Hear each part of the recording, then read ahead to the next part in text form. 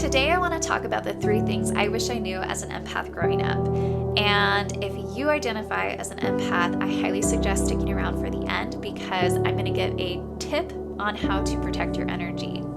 So the first thing I wish I knew growing up as an empath is that being an empath is more than just really understanding and feeling empathetic for people. It's actually kind of like a superpower.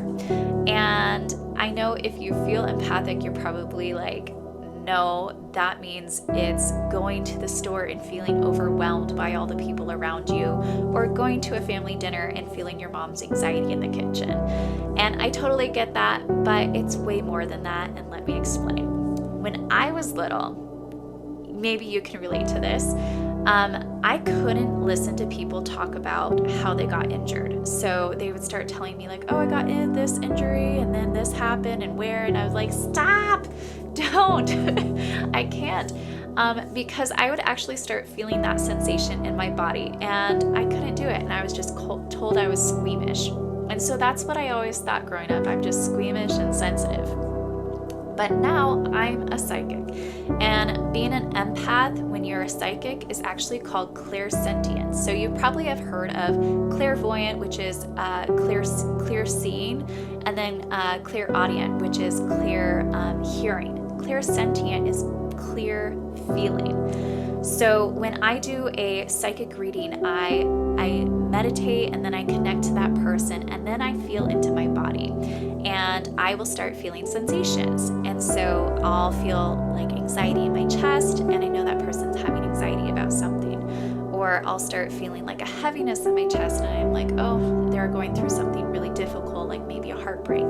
I've even had moments where I'm like sneezing and like a runny nose, and I wasn't prior to the reading. And sure enough, they've had a cold for a week. And I'm like, oh, okay. Then I'm done with the reading and it's gone. It's really crazy. But it's something that I find so fascinating. And if you're empathic and you feel that, this is something that you can develop as a psychic if that's something that you want to do, which I think is really neat. So the second thing I want to talk about is being a people pleaser. If you're an empath, you probably relate to being a people pleaser because you feel other people's energy and you want it to be pleasant. So we tend to people please. Another thing that happens is a lot of times empaths come from really unstable childhood. So when you have parents who are constantly going from one feeling to the next, where they're happy one moment, then they see a dirty dish on the counter and they're freaking out, you start to you adapt to understanding how other people are feeling because it's a survival thing. When we're young, our parents or whoever is watching us, our guardians, they are our survival. We can't live without them in our eyes. And so we do what we can to be able to survive certain situations. And survival is sometimes just making it a pleasant day. And so that's what happens when you're younger in those kind of environments. And so that's where a lot of empaths are born. And I know that from experience.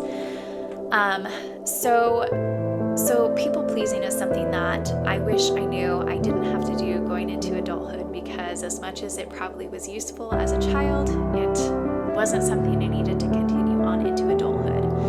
And that's what brings me to number 3, is learning how to understand what's your energy and how to protect it. Because once you understand that, you don't have to people please. You can also protect your energy, because not a lot of people are going to be happy that you all of a sudden are putting up boundaries.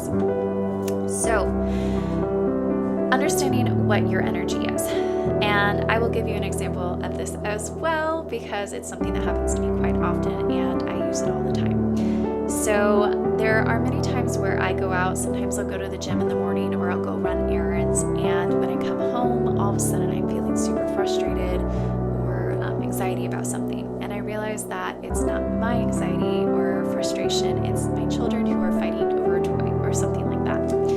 And I know that I'm a much better parent when I am not frustrated. So it's really important for me to identify what's my emotions and what's their emotions.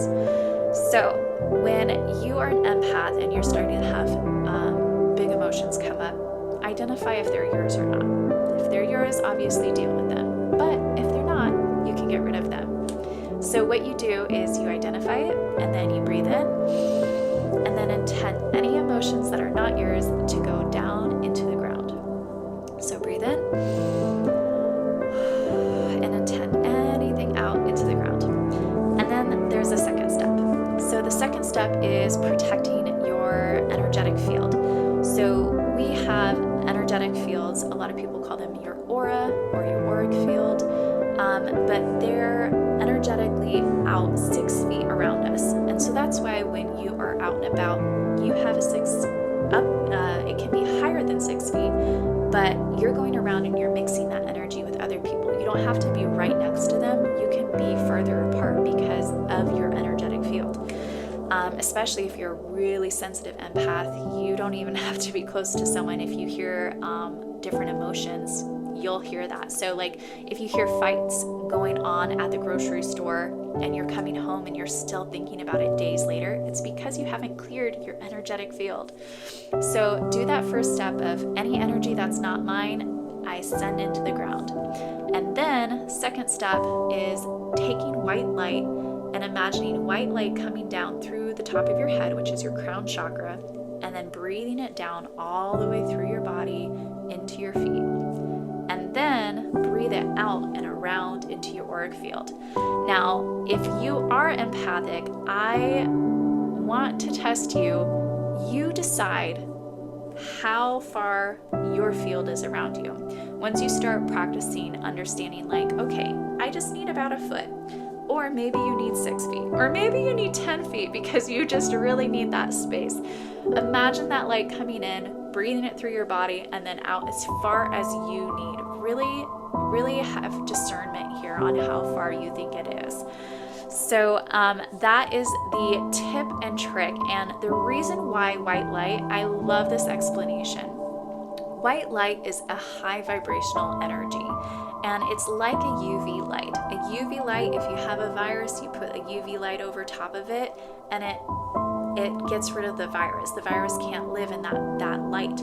And that's the same thing, is you're bringing in this energy of light, this high vibrational light, and so you're putting that around you. So any lower vibrational light or energy won't come through the light. So that is my tip and trick, and hopefully if you're an empath, this really helps you. And I will talk to you soon.